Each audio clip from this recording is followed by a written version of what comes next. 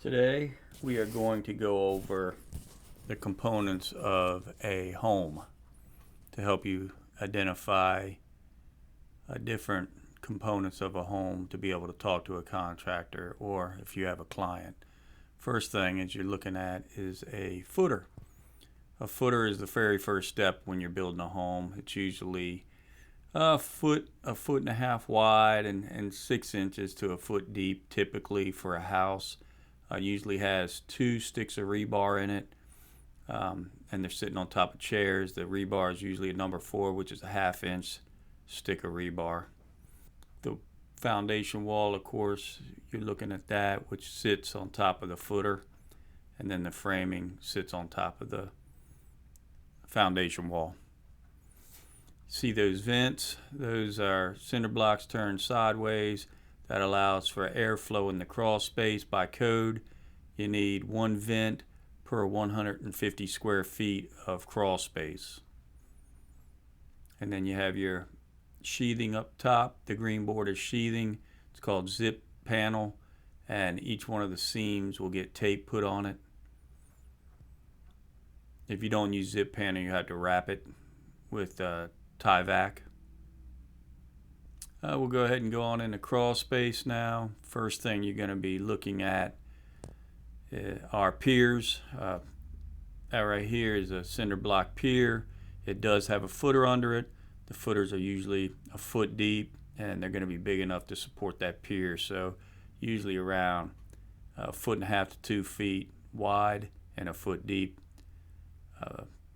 Some of them have rebar. Some people don't put rebar in. It's not required. At the top of the piers, you're going to have pressure treated plywood sitting on top of the pier. So then regular wood can sit on top of that pressure treated wood. And the reason why is by code, you're not allowed to have regular wood touching concrete or cinder blocks. So pine, spruce, fir cannot sit directly on top of a pier or a curtain wall, foundation wall. So what you're looking at now, these are called floor joists, and they are supports for the floor. And then you have the center sill right there, also called a girder, that sits on top of the piers.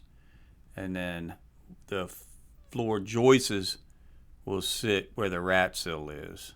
So the floor joists get nailed into the sill, and then they sit on top of the rat sill, or also called a ledger board.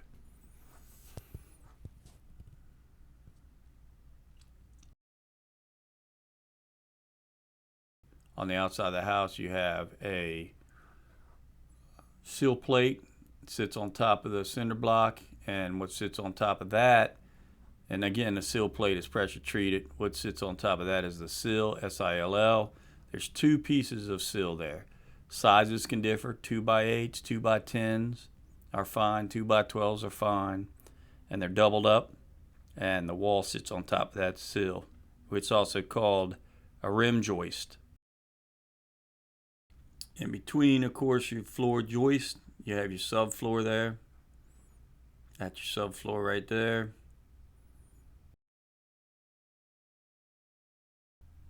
And again, right there is a good picture of a rat sill. This is the outside to kind of give you a look of what you have. That's your sill plate on the bottom, pressure treated. And then on top of that is your sill or rim joist. And there's two boards there. There's actually one, right there's one, and then there's actually one behind that one that you can't see because the other board is covering it up. But both of those boards, the one on the left and the one facing us, there's actually 2 boards sitting there, and that's what supports your walls. This right here is called H-wire. It's what we call it. It might have a different name, but it's called an H-wire on site, and it goes into the foundation wall, and it supports the bricks. So it keeps the bricks up against the wall. It prevents the bricks from tipping over, falling off the wall. Okay, we're going to look at the window components. What you're looking at on the bottom is a sill. It's a single sill. If there was another piece of wood under it, it'd be a double sill. On the inside, this is called a trimmer stud. On the outside is a king stud. And you go above the window, that's called a solid header. So what you have there is a solid header, and it's sitting on the trimmer stud. If you look on the left and the right, you have a trimmer stud that it sits on, and the king stud is right beside it. The bottom, the very 2x4 at the bottom, is called a bottom plate.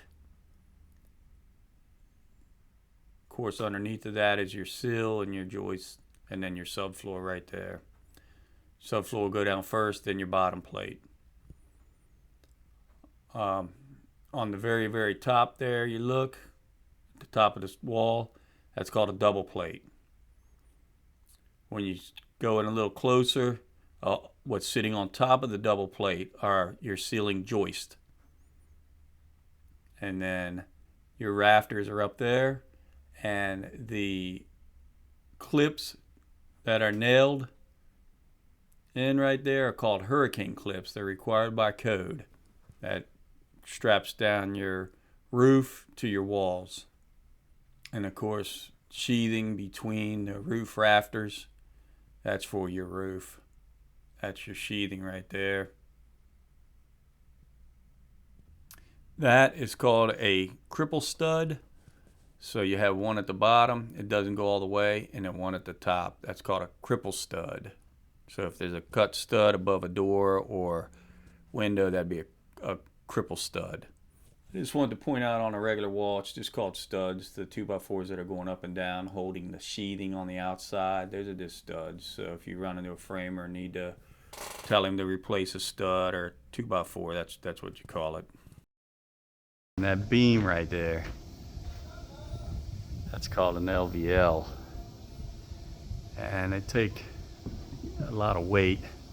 They're engineered, and they're for creating big openings. So you don't need, a beam in the middle. You just need it on the ends, supporting on the ends at both ends, and depending on the width of the beam and how many you install will depend on how far you can go. What we're looking at here is sometimes you'll see a piece of metal underneath the sill plate on the edge of the foundation wall. That's called a termite guard, and it's just a little piece of thin metal flashing, and it's supposed to stop the termites from crawling up onto your wood, but I've seen pictures where they went right around it, used it to go up around it and get to the wood. So your best bet for termites is Termidor HE. That's a chemical. We use that, and when you apply that to the ground, man, it is just absolutely a powerful chemical that will kill termites. And so I don't bother with putting termite guards all around my foundation.